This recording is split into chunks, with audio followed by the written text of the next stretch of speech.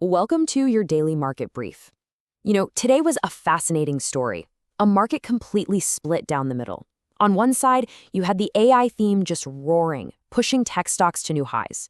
But on the other, you've got these growing worries about the rest of the economy. We're going to break down what this split means for your money right now. So, this is the big question of the day, isn't it? The Dow drops, but the NASDAQ rallies. What on earth is the market trying to tell us here? This isn't just random noise, folks.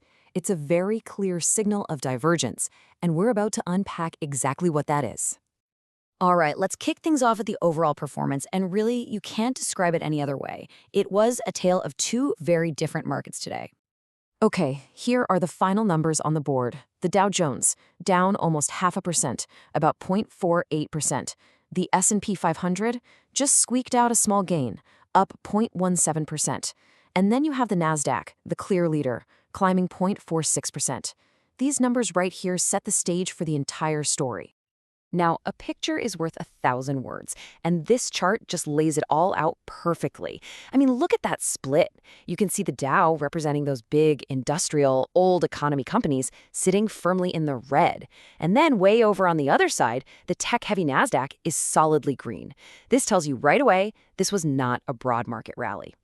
And this is the real kicker. When you look beneath the headline numbers, the market's internals, or breadth, were actually pretty awful. Get this, over 300 stocks in the S&P 500 closed down today. So even though the index was up, most stocks were not. The gains were hyper-concentrated in just a few giants. So who were they? Well, that brings us to the engine of the market today, the AI theme. This is where all the money was flowing. But even within this hot sector, there was a big difference between the winners. And here are your champions for the day. Amazon up a whopping 4%. Tesla and Nvidia also posting really strong gains. These are the names that single-handedly dragged the NASDAQ and the S&P 500 into positive territory. And the reason for Amazon's massive jump is a really big deal. $38 billion. Just take a second to look at that number. It's a monster figure, and it is the key to understanding why tech rallied so hard today. So what is that? That's the value of Amazon's brand new 7-year cloud deal with OpenAI. This is an absolutely huge strategic victory for Amazon Web Services, locking in one of the biggest players in AI. Investors loved it, and they sent the stock flying to a new all-time high over $254 a share. And Amazon wasn't the only one popping champagne. Nvidia also closed at a record, smashing through a historic $5 trillion market cap. It's just incredible. The excitement around AI hardware and infrastructure, it is still the #1 story on Wall Street. But this brings us to a really interesting paradox we saw in the earnings world today. A classic case of good news, bad reaction. Let's dive into a perfect example. Take a look at Palantir. On the left side, you can see they absolutely crushed their Q3 report. They beat expectations on earnings, they beat on revenue. By all accounts, a fantastic quarter. But then look at the stock's reaction on the right. It shoots up to $240 in a flash, and then completely falls apart, giving back every penny of its gains to close right back where it started near 200. So what happened? Why the nasty reversal? Well, the answer is right here. Even with those amazing results, the conversation on the street quickly turned to overvaluation risks.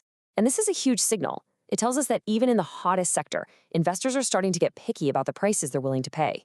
Now, let's zoom out from the individual stocks for a minute, because all of this is happening against a much broader and, frankly, more concerning economic backdrop. This is the stuff that's weighing on the Dow. And here are the warning signs flashing red. U.S. manufacturing has now been shrinking for 8 months straight. And check out this next one, because it's a great real-world indicator. Shipments of cardboard boxes, the boxes that everything you buy online comes in, just hit a 10-year low. That's a pretty stark picture of a slowing economy, a total opposite of the AI boom. Now, this slowdown is definitely not going unnoticed. Fed Governor Lisa Cook came out and said there's potential for a rate cut as soon as December. The Fed is clearly watching this weakness, but she made it clear their decision is going to be all about the data. So, more uncertainty for us investors. So, let's put it all together. After a day like this, what are the key things you need to be thinking about as an investor? What are the big takeaways?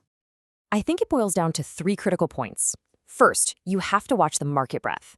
A rally being held up by just a handful of stocks is inherently unstable. Second, AI is still the main event, no doubt. But like we saw with Palantir, valuation is starting to matter a lot. And third, you can't ignore the macro risks. That weak manufacturing and shipping data is a real headwind. And that leaves us with the million-dollar question for the rest of this week. Is this incredible strength we're seeing in a few mega-cap tech stocks a golden opportunity? Or is it a dangerous trap that's masking serious weakness under the surface? That is the puzzle we all need to solve right now.